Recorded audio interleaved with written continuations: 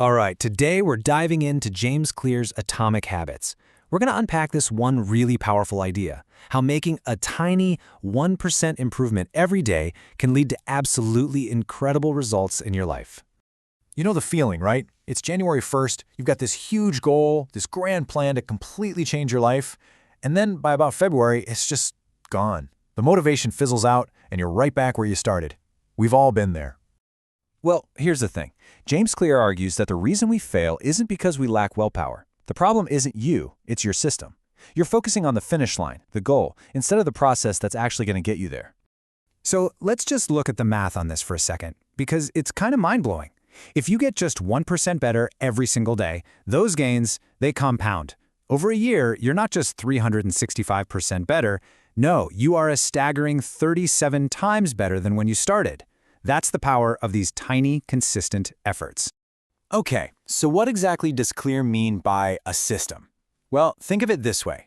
Goals are the results you want to achieve. Systems are the processes you follow that lead to those results. And here's the real kicker. Winners and losers, they often have the exact same goals. I mean, every athlete at the Olympics wants to win gold, right? But the goal itself doesn't put them on the podium. It's their system, their daily training, their diet, their coaching. That's what really separates them. So if systems are the secret, how in the world do we build them? That's what we're going to dig into next. Let's get into the actual blueprint for creating good habits and for finally breaking the bad ones. You know, every single habit you have, the good, the bad, all of them, they all follow this exact same four-step loop. It starts when you notice something, a cue. That cue triggers a craving, the wanting. That leads you to take an action, the doing, and finally, you get a reward, which is the liking part that makes your brain say, hey, let's do that again. So, to build better habits, we just have to hijack this loop. And Clear gives us what he calls the 4 laws of behavior change, one for each step. We're going to start with the first 2 laws, making our habits obvious and attractive. Now, this next idea, it really flips everything we think about success on its head. We always assume we just need to try harder, find more motivation. But Clear's research shows that's not it at all. What we really need isn't more willpower, it's more clarity. And this experiment just illustrates that perfectly. So they took 3 groups to study exercise habits. The first group just had to track their workouts. The second got a big motivational speech. Both of them had about a 33% success rate. But look at that third group. All they did was make a specific plan for when and where they would exercise, and their success rate shot up to a jaw-dropping 90%. So the lesson here is to make your intentions crystal clear. Don't just say, I'm going to read more. No, get specific. I will read for 15 minutes at 10 p.m. on my couch. You can also literally design your environment for success. You want to read more? Okay, put books everywhere, on your pillow, on the coffee table, next to the coffee maker. Make the right choice the most obvious choice. Okay, so you've made your cue obvious. Now what about that third step, the doing part? How do you beat procrastination and just get started? Well, this leads us to a strategy that is just brilliantly simple. It's called the 2-minute rule, and the whole idea is that you scale down any new habit so that it takes less than 2 minutes to do. Read every day becomes read 1 page. Go for a 3-mile run becomes just put on my running shoes. See, the point isn't to hit the big goal on day 1. The point is to master the art of just showing up, because you can't improve a habit that you never start.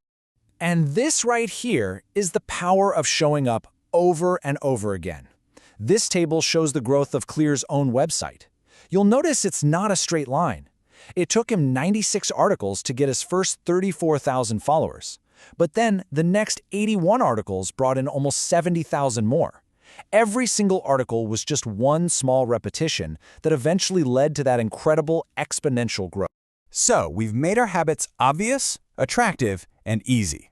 The final law ties into that liking part of the loop, and it's all about making the habit satisfying. This is what really locks a habit in for the long haul and connects it to something way, way deeper. So our brains are basically hardwired to want rewards right now. And that's why bad habits are so easy to fall into, right? The reward is immediate. That donut tastes amazing now. The consequences, like gaining weight, that's way off in the future. Good habits are the exact opposite. The effort is now, but the real reward, like being healthier, feels so far away. So how do we make good habits satisfying in the moment? Well, this is maybe Clear's most powerful insight. He says to stop focusing on the outcome you want to achieve and start focusing on the type of person you want to become. Let me show you how this mental shift actually works. Your goal is no longer to run a marathon. Your new identity is, I am a runner. The goal isn't to write a book, it's to become a writer. Every single time you do your tiny habit, lacing up your shoes, writing just one sentence, you are casting a vote for that new identity. You are proving to yourself, one tiny action at a time, that this is who you are now.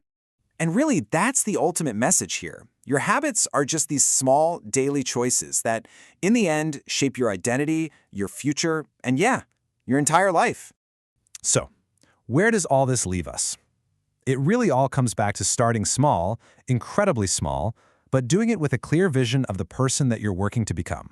This whole way of thinking is built on the power of 1%. So the only question that really matters is the one right here. Forget about next year, forget about next week. What is one tiny 2-minute change you can make today to cast a vote for the person you want to be?